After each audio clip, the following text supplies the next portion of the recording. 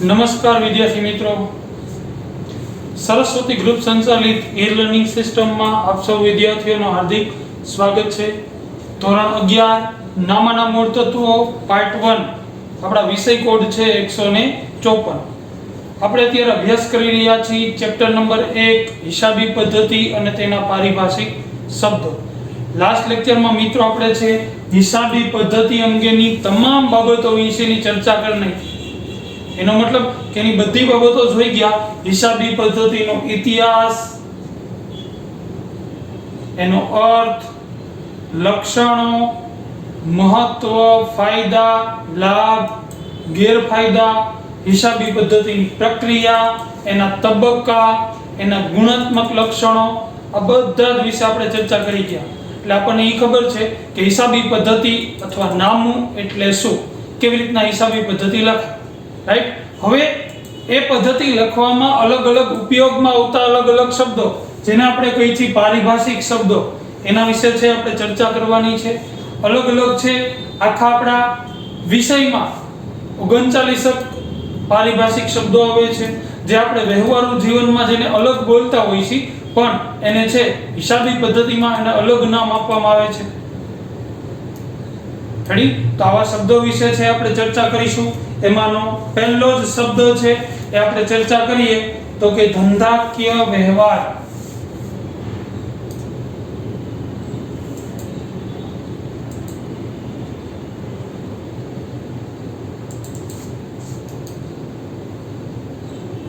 ધંધાકીય વ્યવહાર, જેને ઇંગ્લિશમાં છે એ બિઝનેસ ટ્રાન્ઝેક્શન તરીકે ઓળખવામાં આવે છે.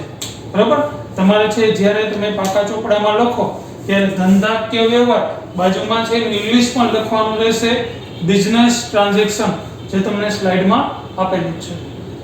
રાઈટ? તો વાત કરીએ ધંધાકીય વ્યવહાર એટલે શું. જો કે આપણે અગાઉ ચર્ચા કરી ગયા છીએ. ધંધાકીય વ્યવહાર કેને કહેવાય? તો કે ધંધાકીય વ્યવહાર એટલે બે કે તેથી વધુ વ્યક્તિઓ વચ્ચે ધંધા માટે, જો શબ્દાઓ જરૂરી છે, બે કે તેથી વધુ વ્યક્તિઓ વચ્ચે ધંધા માટે વસ્તુ કે સેવાની રોકડ કે ઉધારથી થતી લેવડ દેવડ. વ્યવહાર થવા માટે કેટલા વ્યક્તિની જરૂર પડે? તો કે બે. એટલે આપણે એવું કીધું કે ધંધાકીય વ્યવહાર એટલે બે કે તેથી વધુ વ્યક્તિઓ વચ્ચે.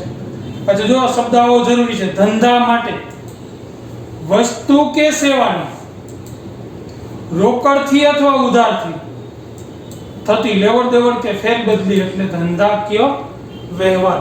આનો અર્થ તો ધંધાકીય વ્યવહાર એ ધંધાનું કૃત્ય અથવા એક્ટ જેને કહેવાય છે.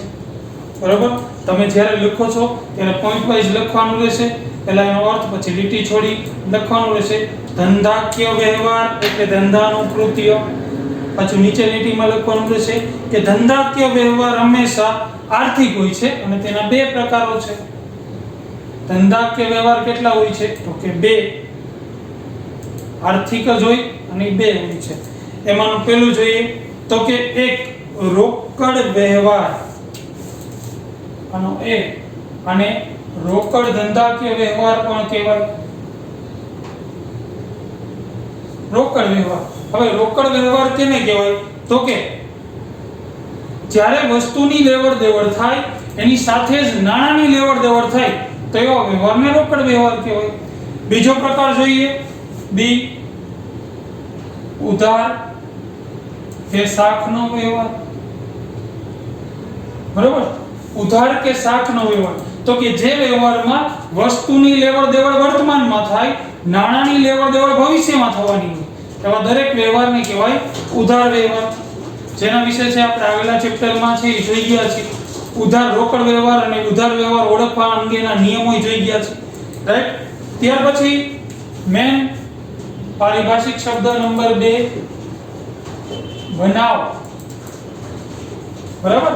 જેને છે ઇંગ્લિશમાં ઇવેન્ટ પણ કહેવાય છે. બનાવ. બરાબર? આપણે વ્યવહારુ જીવનમાં ઉપયોગ કરતા જ હોય છે આ શબ્દનો. વા આ બનાવ બની ગયો, વા આ બનાવ બની ગયો. તો ધંધાકીય બનાવ એટલે શું? તો કે બનાવને ઘટના સ્વરૂપે ઓળખવામાં આવે. અહીંયા આ ઘટના બની ગઈ, અહીંયા આ ઘટના બની ગઈ. બનાવને ઘટના સ્વરૂપે છે એ ઓળખવામાં આવે છે.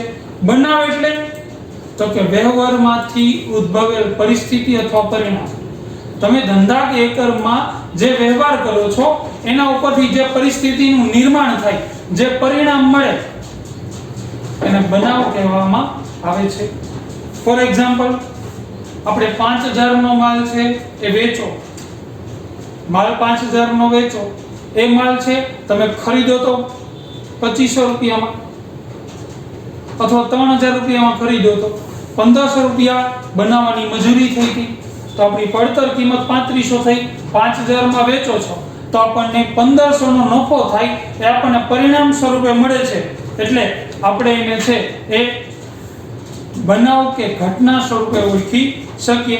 5000 માં વેચાણ થાય છે એ વ્યવહાર છે, ખરીદી પણ વ્યવહાર છે, મજૂરી પણ વ્યવહાર છે, પણ એના ઉપરથી જે 1500 નો નફો થયો એ આપણા માટે છે એ ઘટના કે પરિણામ ગણવામાં આવે છે. ક્લિયર? સાદી રીતના, બીજી રીતના સમજીએ તો કે આ બનાવ બની ગયો, વાવાઝોડું થયું તો આના છે આ મકાન પડી ગયા, એ એક ઘટના બની ગઈ. પણ એ મકાન પડવાને કારણે કેટલા વ્યક્તિઓને ઈજા થઈ એનું પરિણામ છે. વાવાઝોડું થવું એ બનાવ છે કે ઘટના છે, પણ એનાથી જે નુકસાન થાય છે એનું પરિણામ છે. રાઈટ? લોકડાઉન થયું આપણું છે એ જે તે પરિસ્થિતિને પરિણામે લોકડાઉન કર્યું, એ એક ઘટના બની, પરંતુ એના પરિણામ સ્વરૂપે શું મળ્યું તો કે ધંધા રોજગાર પડી ભાંગ્યા, એનું પરિણામ છે. રાઈટ? ત્યાર પછી વ્યવહાર એ ધંધા દ્વારા કરવામાં આવેલ કૃત્ય છે. વ્યવહાર એ ધંધા દ્વારા કરવામાં આવેલ કૃત્ય છે. ધંધા કે એકમમાં વ્યવહારો થાય, એને કૃત્યનું નામ આપવામાં આવે. જ્યારે ઘટના એટલે ધંધાના વ્યવહારમાંથી ઉદ્ભવેલ પરિસ્થિતિ અથવા વ્યવહારનું પરિણામ દર્શાવે છે. ધંધા દ્વારા કરવામાં આવેલ કૃત્ય એટલે વ્યવહાર, વ્યવહારને કૃત્ય કહેવાય. પણ એના દ્વારા જે પરિણામ આપણને મળે છે, એના દ્વારા જે પરિસ્થિતિ ઊભી થાય છે એને પરિણામ સ્વરૂપે ઓળખી શકીએ. રેડી? ત્યાર પછી પારિભાષિક શબ્દ નંબર 3 મૂડી. મૂડી જેને ઇંગ્લિશમાં કેપિટલ કહેવામાં આવે છે. કેપિટલ, મૂડી. હવે ધંધામાં મૂડી કેને કહેવાય તો કે ધંધાનો માલિક પોતાના અંગત મિલકતમાંથી અથવા તો ધંધાનો માલિક પોતાના ધંધામાં માલ, મિલકત કે રોકડ ધંધામાં લાવે તો એ જે લઈ આવે એને મૂડી કહેવાય. ધંધાનો માલિક પોતાના ધંધામાં માલ, મિલકત કે રોકડ લાવે એને મૂડી કહેવામાં આવે છે. અને મૂડીની બાકી હંમેશા જમા હોય છે. ધંધાનો માલિક પોતાના ધંધામાં જે કંઈ લઈ આવે એને શું કહેવાય? મૂડી. એ માલ લઈ આવે, રોકડ લઈ આવે કે મિલકત લઈ આવે, અને મૂડીની હંમેશા કઈ બાકી હોય તો કે જમા બાકી. રાઈટ? ત્યાર પછી જોઈએ પારિભાષિક શબ્દ નંબર 4 ઉપાડ. હવે જે કંઈ લઈ આવે એને મૂડી કહેવાય, પણ પોતાના અંગત વપરાશ માટે જે કંઈ લઈ જાય ને એને ઉપાડ કહેવાય. ઉપાડની હંમેશા ઉધાર બાકી હોય. બરાબર? આની વ્યાખ્યા દેવી હોય તો આપણે એમ દઈ શકાય કે ધંધાનો માલિક પોતાના ધંધામાંથી અંગત વપરાશ માટે જો આ શબ્દ આવવો જરૂરી છે. ધંધાનો માલિક પોતાના ધંધામાંથી અંગત વપરાશ માટે આ શબ્દ આવવો જરૂરી છે. અંગત વપરાશ માટે માલ, મિલકત કે રોકડ લઈ જાય તો એને કહેવાય ઉપાડ. જે કંઈ લઈ જાય એને, પણ અંગત વપરાશ માટે લઈ જાય તો, ધંધા અર્થે લઈ જાય તો એને ઉપાડ ન કહેવાય. રેડી? અંગત વપરાશ માટે લઈ જાય તો એને ઉપાડ કહેવામાં આવે છે. ત્યાર પછી જોઈએ પાંચમો પારિભાષિક શબ્દ માલ, જેને ઇંગ્લિશમાં છે એ ગુડ્સ કહેવામાં આવે છે. હવે માલ એટલે શું તો કે ધંધામાં જે વસ્તુનું ખરીદ વેચાણ થતું હોય તે વસ્તુને માલ કહે છે. અથવા વેચાણના હેતુથી ખરીદેલ વસ્તુને માલ કહેવાય છે. અથવા કાચો માલ ખરીદી ઉત્પાદિત કરીને જે વેચવામાં જે વસ્તુ આવતી હોય એને માલ કહેવાય. 3 વ્યાખ્યા, 3 માંથી તમે કોઈ પણ લખી શકો. પહેલી વ્યાખ્યા કે ધંધા કે એકમમાં જે વસ્તુનું ખરીદ વેચાણ થતું હોય એ વસ્તુને માલ કહેવાય. અથવા જે વેચવાના હેતુથી ખરીદેલો એ વસ્તુને માલ કહેવાય. અથવા જે વસ્તુ કાચા માલમાંથી ઉત્પાદિત કરીને જે વસ્તુ વેચવામાં આવતી હોય એ વસ્તુ જે તે માલિક માટે માલ કહેવાય. બરાબર. દાખલા તરીકે કોઈ એકમ છે એ ચોક બનાવે છે તો ચોક એના માટે માલ છે. ચોક સિવાયની બધી વસ્તુ એના માટે મિલકત. ચોકનો કાચો માલ, તૈયાર માલ એના માટે છે જે કંઈ પ્રોસેસ થાય અને બનાવવામાં આવે, ચોક બની જાય ત્યાં સુધીની જે પ્રોસેસ થાય છે એ દરેક વસ્તુ એના માટે માલ. પણ પંખો એના માટે મિલકત, યંત્ર એના માટે મિલકત, સાધનો એના માટે મિલકત. ટૂંકમાં વેપારી જે વસ્તુનું ખરીદ વેચાણ કરતો હોય એ વસ્તુ એના માટે શું કહેવાય? માલ કહેવામાં આવે છે. ઘડી ત્યાર પછીનો પારિભાષિક નંબર 6 મિલકત,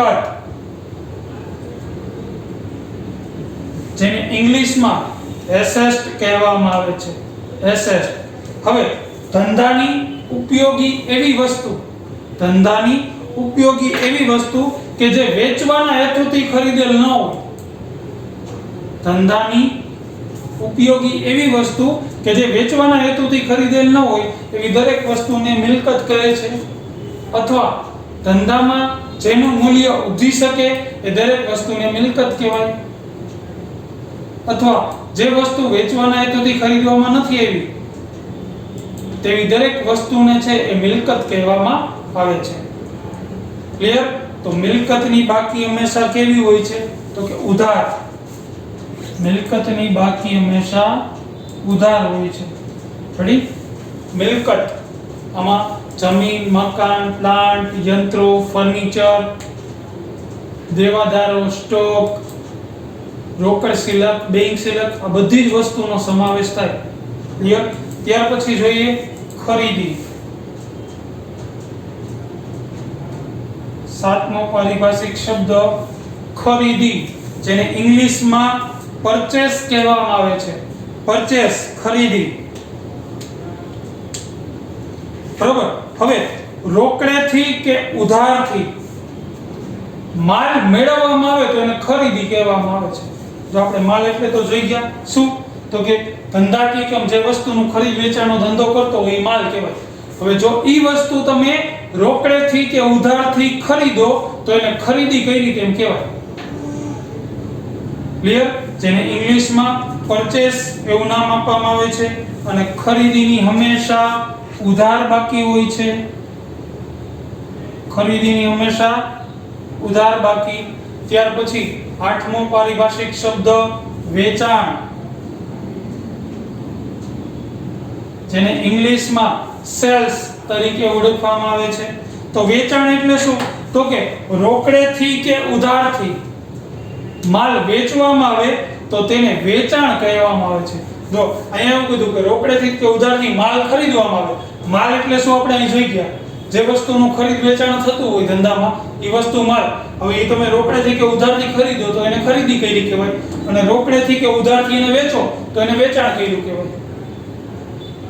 બરાબર. જ્યારે માલ શબ્દનો ખરીદ વેચાણ આવતો હોય ત્યારે આપણે એના બદલે છે ખરીદી અથવા વેચાણ શબ્દનો પ્રયોગ કરશું. ક્લિયર? વેચાણની હંમેશા કઈ બાકી હોય? તો કે ખરીદીની ઉધાર હોય તો વેચાણની હંમેશા જમા બાકી હોય. રેડી? ત્યાર પછીનો પારિભાષિક શબ્દ આપણે જોઈ છીએ દેવાદારો. દેવાદાર ઓબ્લિક ગ્રાહકો ઓબ્લિક લેણું. તમે જ્યારે છે આ શબ્દ પારિભાષિક શબ્દો છે આ સ્લાઇડમાંથી જોઈ લખો. એમાં ખાલી દેવાદાર કે લેણું જ આપેલું હોય તો તમારે આ ઓબ્લિક કરીને આ ત્રણેય લખવાનું રહેશે. દેવાદારો ઓબ્લિક ગ્રાહકો ઓબ્લિક લેણું. બાજુમાં એનું ઇંગ્લિશ લખવાનું રહેશે દેવાદારોનું ડેબર્સ કે receivable. Debtors oblique receivable. Right? હવે દેવાદારો કે લેણું કેને કહેવાય? તો કે પેઢીએ જે વ્યક્તિ કે પેઢી પાસેથી રકમ વસૂલવાની હોય તો તે વ્યક્તિને પેઢીનો દેવાદાર કહેવામાં આવે છે. પેઢીએ જે વ્યક્તિ પાસેથી રકમ વસૂલવાની હોય બરાબર એ વ્યક્તિને દેવાદાર કહેવાય, અથવા એ વ્યક્તિને ગ્રાહકો કહેવાય. જેટલા વ્યક્તિ પાસે લેવાની. હવે લેવાની ક્યારે થાય તો કે તમે ધંધામાંથી છે ઉધાર વેચાણ કરો, કોઈને ઉછીની રકમ આપો, કોઈને લોન સ્વરૂપે રકમ આપો, ટૂંકમાં આપણે કોઈક પાસેથી છે એ રકમ લેવાની થાય ધંધા અર્થે, તો સામેવાળી વ્યક્તિને છે એ દેવાદાર કે ગ્રાહક કહેવામાં આવે છે અને એની પાસેથી જેટલી રકમ વસૂલવાની થાય એ રકમને પાછું લેણું કહેવાય. દાખલા તરીકે એ નામના વ્યક્તિ પાસેથી આપણે 10,000 રૂપિયા લેવાના છે તો એ નામનો વ્યક્તિ છે એ આપણા માટે દેવાદાર કે ગ્રાહક કહેવાય અને 10,000 લેવાના છે તો એ 10,000 રકમને શું કહેવાય છે? લેણ. બરોબર છે?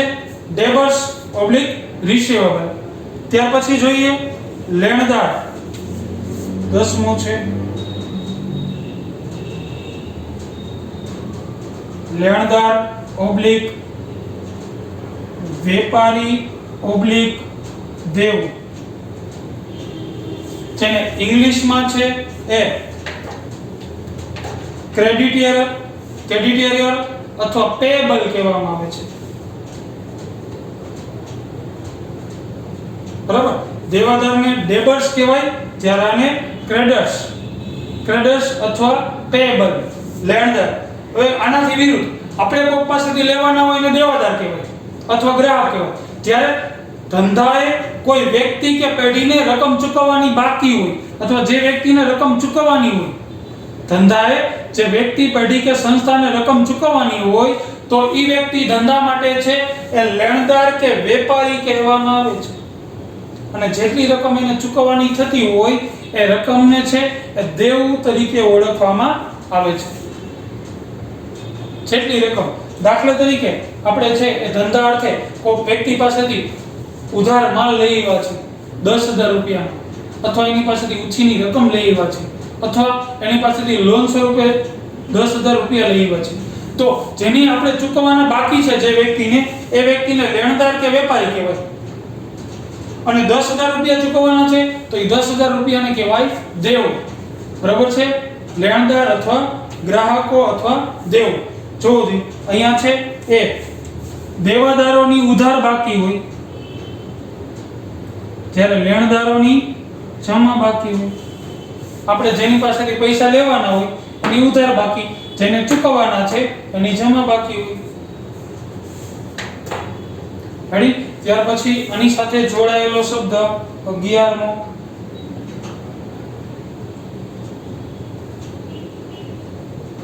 કાલખાદ ઓબ્લિક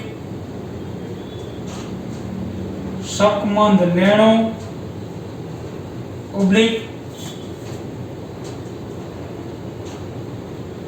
ડૂબેલું લેણું.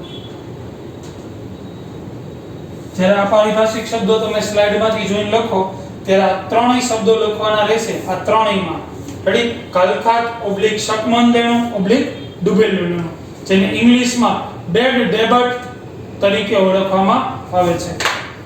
બેડ ડેબટ્સ. રેડી?